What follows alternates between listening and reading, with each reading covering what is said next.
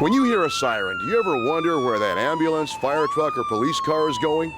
And who sent them there? Well, there's a lot more to it than you might think.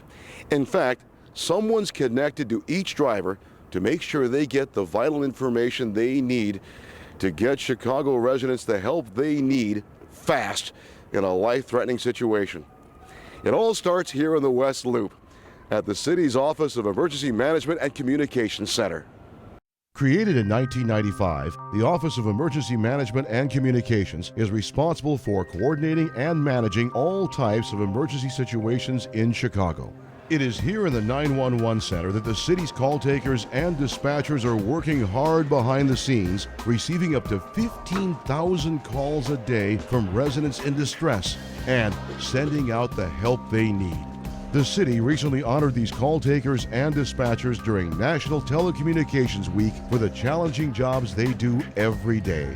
These call takers are the unsung heroes. Everyone knows that when they hear the fire truck, the firemen are going and the police is responding, you hear the sirens. But the people that are making all this start and happen are sitting in this building, taking those calls, being very professional, telling the people, please relax, we have help coming. People there that work extremely hard to make sure that they understand the information they're getting, realizing this person is going through the hardest time in their life, and then they will go ahead and contact the resources.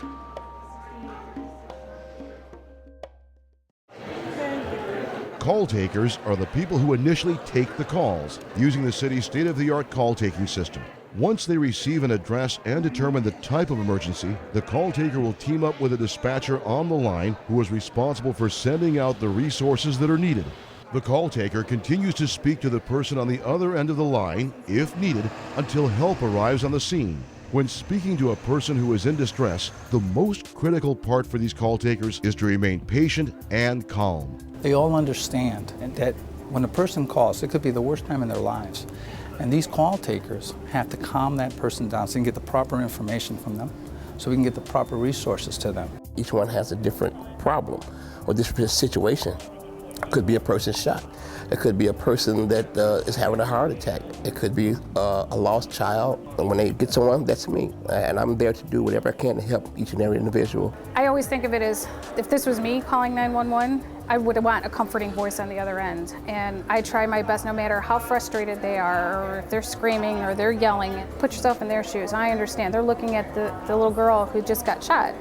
Calm, reassuring voice is the best you can do, and to know that hopefully you are helping them.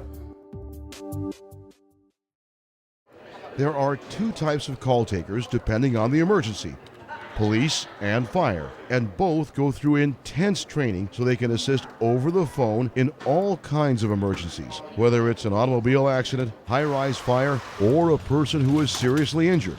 The call takers on the fire side handle the medical emergencies, and all are trained as EMTs, or emergency medical technicians. 75% of our calls are EMS related. They could call from a skinned knee to doing CPR on a family member. It could be a car accident where someone's pinned in. We tell them what to do. Many times we get people having seizures, diabetic, hypoglycemia, hyperglycemia. We can help bring that person out of it on a phone call, or at least begin triaging that person until the ambulance gets on the scene and takes the person to the hospital. Cathy Keene has been a 911 operator for over 4 years and has received an award for her success in keeping calm and to successfully help a woman whose husband wasn't breathing. She was very hysterical and she was unable. She's like, just I don't know what to do. And I says, well, listen, is there anyone else home with you? She says, my daughter. I said, great, can I talk to her? I get her name. I said, let's get through this together. And she says, okay. I said, in the meantime, why don't we give mom a job, have her go open the door, watch for us, and let's do CPR. From what I understand, it was nice to have that calm, assuring voice on the other end. I know in your worst moment, we got to remain calm, and we'll do the best we can to help this gentleman. It's a priority for call takers and dispatchers not only to keep city residents safe and solve their emergency, but to keep the police, fire, and medical personnel on the streets safe too. This is mostly the job of the dispatchers. They're doing multiple things at once. While they're listening to the emergency call, they're deciding what units to send and speaking to them on the streets. They say it could be an emotional roller coaster ride until the emergency gets resolved. You do worry even though you're not out there with the officers, you still are with them on the radio. You just can't see it, and you have to try to be calm for them and try to get the help they need. You try to help out everybody. While call takers and dispatchers go through intense training to handle these emergency situations, both with strangers and their own colleagues, no amount of training can prepare them for how they may feel after an intense phone call. An atrium at the center of OEMC gives employees a place to relax and decompress, and sometimes they may go home for the day. These are very high-stress incidents, especially if you have a call taker, for instance, who's taking 200 calls a day. It's a lot of calls. And we tell them when they walk through the door, they can determine whether somebody lives or dies depending on the call. And they have to be aware of that. We recognize that they are working hard and that they are handling a lot of incidents that people just kind of take for granted.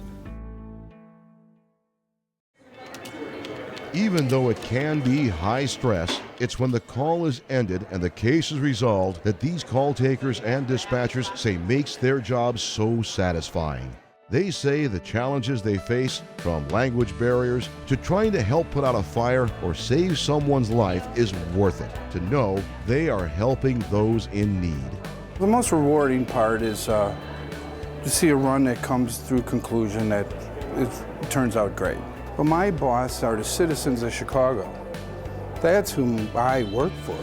I have to work for them, do the best I can for them. I'm hoping that I am doing my best to, with every single call, no matter what it is, that I am helping somebody somewhere. Whether I think they're appreciative of it or not, that's okay. I know that the next caller may need me and be appreciative, and that's the important thing, coming in 8 hours a day to do that. Because if it's me calling, I sure would like somebody on the other end who cares and who wants to help me get through it. Sometimes you get lucky enough, on your way home you may see that situation. I can rest assured that I had a hand in helping someone. I was a material person in bringing this all together. It's just like the 18. We just love it when a plan comes together. The people that call here, they really should feel that they're in good hands because we have the best. This is the best situation. If you got an emergency and you call us, we will take care of it. No suburbs or cities around the country, I believe, have it as good as we have it here. When something comes across, we jump on it. No stone left unturned, let's say, when it comes to providing emergency services by our people.